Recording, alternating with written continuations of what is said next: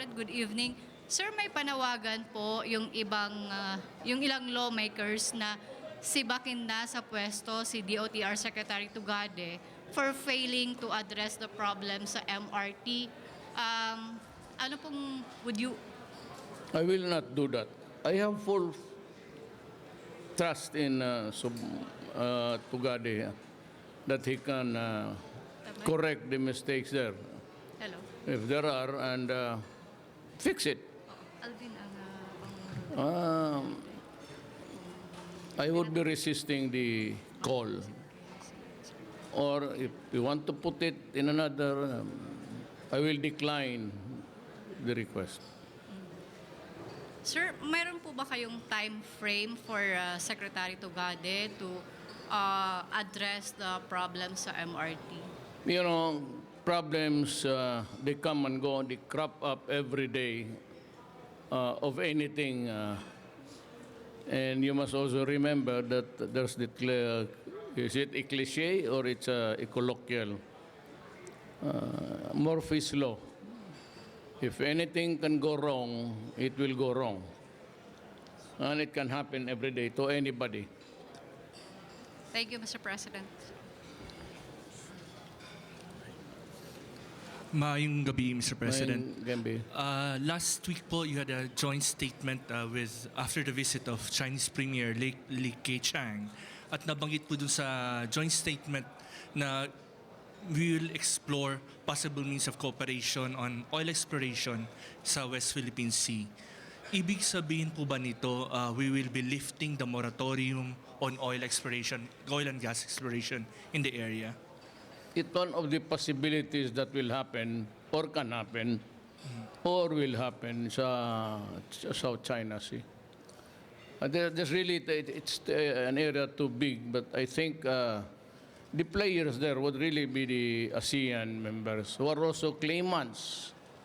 Nag-overlap nga. It's not only between the Philippines and China. It is between China and Taipei and China and Vietnam and China and Malaysia, China and Indonesia. Wala, yung atin is one aspect of the problem. The totality of the problem is that almost all claimants are within the ASEAN neighborhood. So probably yung projected na we jointly explore what we can extract, yung tawag nilang valuable minerals. Aside from the ores, yun ang tinitignan nila. For example, like the black sand, this has to stop. Nobody is allowed to mine the black sands and export it. The scientists claim that there are valuable minerals, or I forgot the term. Basta ito yung marami kang makuha na things that are really useful and maybe expensive. Kailan po kaya ito, sir, malilift? And ano yung consideration yung I will tinitingnan pa natin? only lift it when I think the higher interest of the Philippines is served. Hindi ko basta-basta ano yan until such time that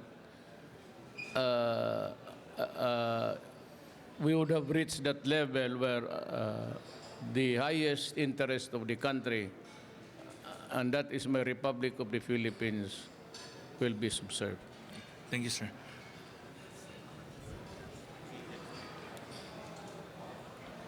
Mayor, may gabi. Sir, nabanggit nyo doon sa unang speech nyo kanina na babala doon sa mga mining companies na nagbibigay sa New People's Army. Yes. Na ipapasakan nyo po. Yes. Could you further explain, sir? Because everybody knows, and that is of it's almost a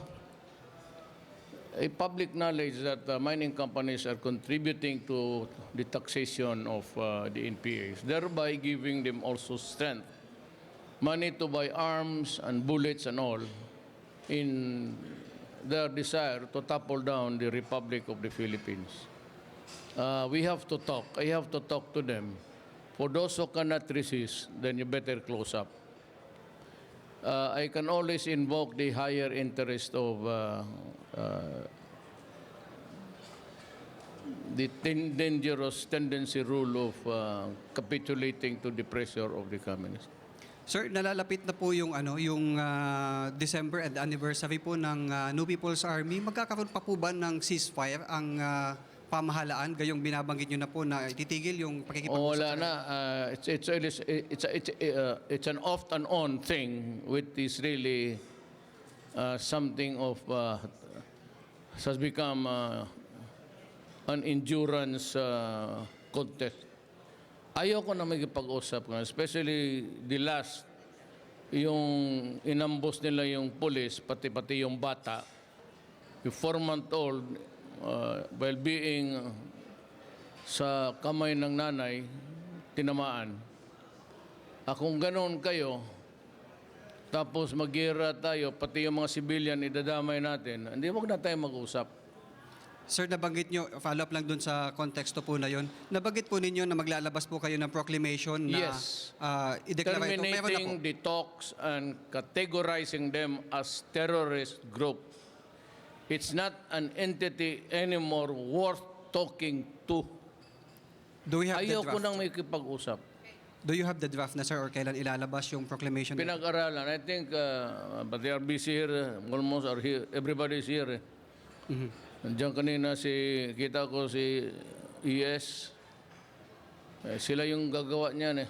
And Panelo, I have not seen him around. It's a legal thing that you have to craft. Thank you, sir. Hindi, hanggang antukin tayo. Hindi ba nga pagsalita itong gaging na ito? Hi, sir. Sir, kanina po naglabas na naman po ng statement yung UN condemning daw your previous statement na if si Rapporteur Agnes Callamore doesn't stop investigating yung mga EJ cases, sampalin niya raw sila. Your reaction, sir? Hindi sila maghinto? Mag-imbestiga? Opo. Sabi po nila, sir, kinukundina raw po nila yung sinabi niyo na sasampalin niyo raw po. Oo, talaga. Sabihin niya na why are you arresting people? Why are you there on the ground making it hard for the people or even killing those who resist arrest? Talagang sabihin ko, yung World Report, it is an organ of the United Nations. So is the Human Rights Commission. And they are fighting each other. And she brings along a doctor, a black, telling us that itong mga shabu, it does not affect. Paano? So, may judgment na sila. The World Health Organization says it can, produce violent and bizarre behavior. This way, makita mo, mga bata, nire-rape, mga tao, pinapungutan ng ulo. Tapos magpunta ka dito, sabihin mo na hindi yan harmful. Ay na. Sabihin mo sa kanya, harapin niya ako dito, putang ina talagang hiritang. Binabastos niya tayo. Here is a report of the United Nations of which the Human Rights Commission is a part as well as the World Health Organization. Saan mo ako ilagay niyo? You among yourselves are fighting. You are fighting with each other. Then you come to me to put me to task to answer for what? If you cannot agree with your neighbor there sa United Nations, why are you pissing me off? Sir, Kaya ko sila binabastos. Biro mo, nag-aaway sila, puproduce pa ng doktor dito na itim, sasabi pa ng gago, drugs is all right. Tapos yung World Report, World Health Organization, and you can have a copy, I'll give you. It's not mine.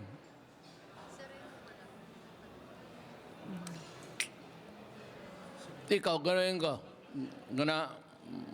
Maligayahan kang kung gano'n ka.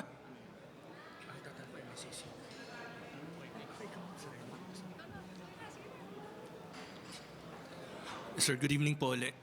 The Mining Industry Coordinating Council po is recommending na i-lift po yung ban on open pit mining. Natanggap niyo na po ba yung recommendation nila? Alam mo kasi, baski na hindi, wala na yung study, you go to places where there's an open pit mining and you can see the destruction of the soil mismo, the environment. Yan ang problema because yung minamine mo dyan, yung ini-scrape mo, you do not have to dig a hole. Unlike ores, paikot ng paikot yan, palalim ng palalim. Ito, they will just scrape the surface of the earth because nandyan yung nickel. Nickel is just above the ground. Okay yun, it's good profit maybe. Pero magtingin ako sa bayan ko na wala naman ako nakikitang trees na sumusunod. There's one mining company na nakikita ko na marami na yung kahoy. Sinusundan yung in-scrape. Immediately plant. I must see the trees growing or blooming. Otherwise, why will I suffer for you? I'm referring to the country. Sisirahan kita. How much do I earn from the taxation? But 70 billion a year? I can let it go. So what? Kung wala tayo. So rejected na po yun, sir, yung recommendation nila. Ayaw ko because it is destroying the soil, the environment. At walang corrective measures kaagad. Ninabali sana na may makita ako ng scrape area when I go back there to visit the place and I could see a lot of trees growing and the environment corrected of its destruction. Pilipino kasi ako, nasasaktan ako sa bayan ko pag ginaganon mo. I mean, it is profit for you and for the NPAs too.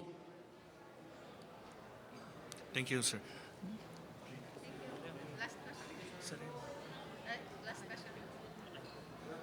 Wala. Ikaw yung intrigadora, oh.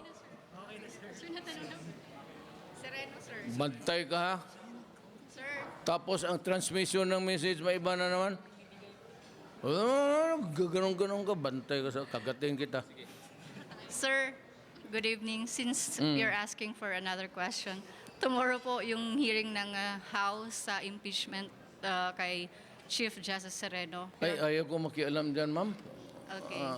Alam mo, sinabi sa akin, mayroon narinig na si Sereno Duterte is out to...